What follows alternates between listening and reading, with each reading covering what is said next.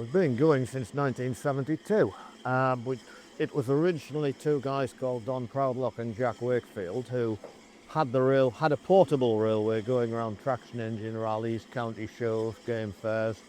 I was travelling with them, driving the thing. The three of us set to in September of 1971. Dug the track out, laid the track, all done by hand. No machinery involved in those days. We opened at Easter of 1972 on a back and forward shuttle on the partly built track, and then about June of 1972 the full circle, and we've been going ever since. We're always a friendly face behind the bar. You know, if people are having a bad day, they come to us and share their stories with us, and we make them smile and we have a laugh with them. A few Christmases ago, we always shut on Christmas Day, but there were 17 of us, and we did a shared Christmas dinner. I was living upstairs, so, you know, I did the veg, someone did the turkey, someone did the duck, someone brought desserts, and we got the big trestle table and we all sat down here together because I couldn't bear the thought of people being by themselves on Christmas Day. I was 2, 3-year-old. We had a pear tree in the garden. We'd pick the pears up. My mum and dad had no childcare at the time, so it'd sit us on the counter, bucket of pears, £1 each, and nobody's going to say no to a toddler, are they, selling pears on a counter of the fish and chip shop? So that was my first job, really, selling pears on the counter. And you're not going to say no to that, are you? It's class. An old machine that we used to have was basically a refrigerated wall, maybe about 6 foot high. And the ice cream mix would be pumped up the center of this unit and then trickle down the outside. So there's basically just a curtain of a white ice cream mix just flowing down back into a trough at the bottom and then into an aging vat.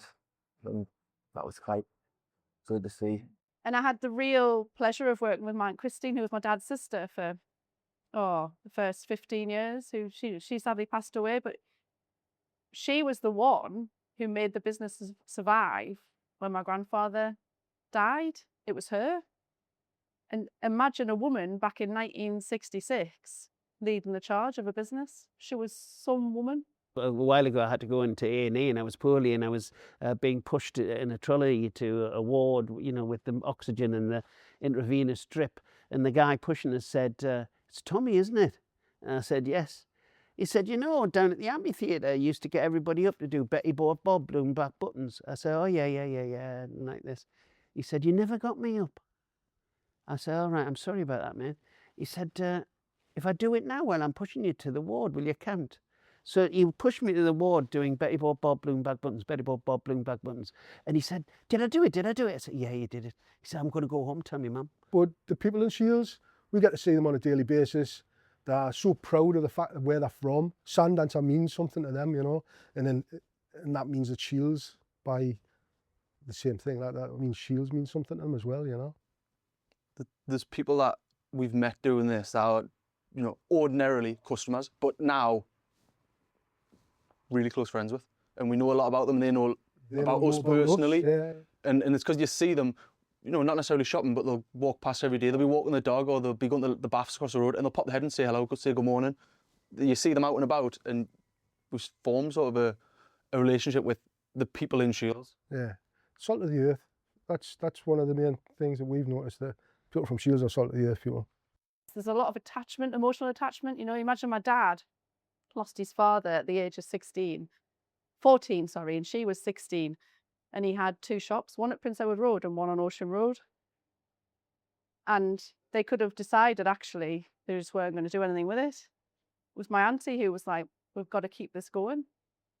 And so together they then built something. I don't know whether you want to call it heritage or institution, but just about everybody knows us. The number of times I go somewhere to not necessarily buy stuff for the railway, and sort of get talking to someone and say, "What do you do? Do you know the little railway in the park at Shield?" "Oh yes, we've been on that." It's a massive community. You know, everything even on the walls in here has a story. The picture above the fireplace of the iron cider tug was donated to me because a customer's wife wanted to throw it away. And this particular customer said, do you want it? I was like, yeah, definitely. And we get older guys coming in who used to work on the river. They go, I used to work on that tug. That's amazing. The ship directly behind me, very similar story. His wife wanted it thrown in the skip and he couldn't bear the thought of it going. So it's in here now. And he comes in and like, that was my ship. And he knows it's being appreciated now. So we're like a museum as well as a pub. It's a lovely balanced town. There's as many Newcastle supporters as Sunderland supporters. You know, it's a very balanced town. We've had people from way back, the Syrians who looked after Kira for Fort, to the Bangladeshi community, to people from the Yemen. We've been a very mixed cultural town, and that's a strength for our town, and one that we're really are proud of, that we have welcomed people from around the world for hundreds of years, and long may that happen. Makes us proud. I'm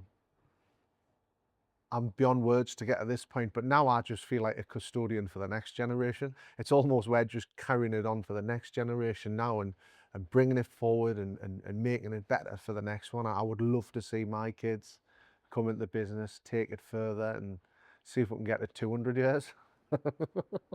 We grew up sort of in the area, and we'd come out to the beach, especially in the summer, and we'd think, because the weather's not great a lot of the time, but when the sun's out, the beach is full.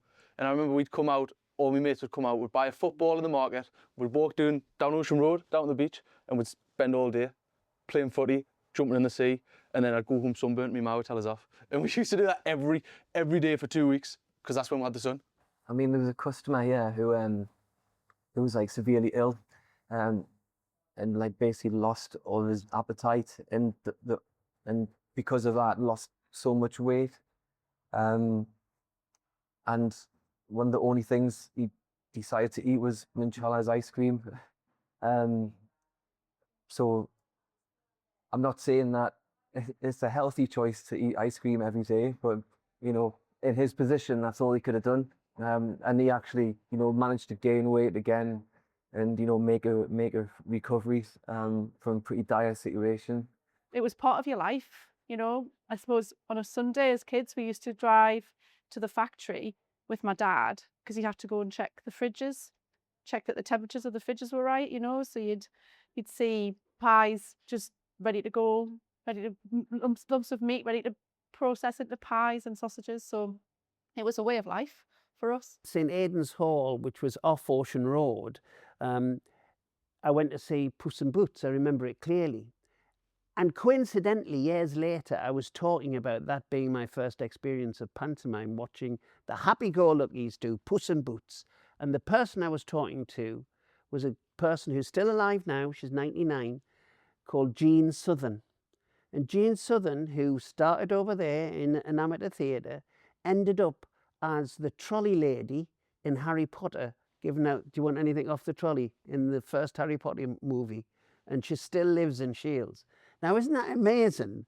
One memory that sticks with me in Shields, in Ocean Road shop actually, is when Sting came. And I know I didn't want to go on to famous people, but I can't not mention this. So he came and he did a lecture at Heart School, and he came back for fish and chips, and I knew he was coming, so I brought my guitar and to sign. What I wasn't expecting is for him to come in the back kitchen, sit on top of the fryer and belt a couple of tunes out. It was just like one of those surreal moments where I was like, Sting's sitting on the fryer belting a couple of tunes out, like what's going on here? I just don't feel like anything will top that. And running a pub by yourself is, you know, 7 days a week, 24 hours a day. You know, you don't get time off. You're always on call. I've got fabulous staff who do give me a bit of respite, which is wonderful. But it's a really hard trade to be in. But I love it at the same time, because of the people, because of the staff, because of this particular pub being so, it's just got a wonderful feel when you come in this pub. It's comfortable and it's welcoming and relaxing, you know, and I wouldn't want, if I had to leave the Steamboat, I would never go to another pub. This is my pub and that's it. Yeah, you don't know what you've got till you miss it, you know what I mean? They say that about the seaside. You don't know until because it's on your doorstep, you just disregard it. Take it for granted, don't you? Aye, it's for granted. But when you're away, you think, oh, I wouldn't mind being there now. I wouldn't mind being sat on that beach. just everything. It's the views. I don't know, the seaside, it's the smell and everything. It's just, it lets you know you're home, you know. Well, both sides of the family had food businesses. So my mum's side were the Italian ice cream people, and my dad's side were Dixon's, making pies and sausages and Savoy. So imagine as a child having ice cream and pies. I mean, what isn't there to love about that? It is like my world, really. It's where I live, where I work. It's my family name. I just feel that Minchala's ice cream is so interwoven within South Shields. We've been selling ice cream here for 90 years. There will be a stage where I want to retire. The next thing is a handover that sees it continue as such. You've already met my stepson. You know, he wants to take it forward. Hopefully it'll be here for another 50 years.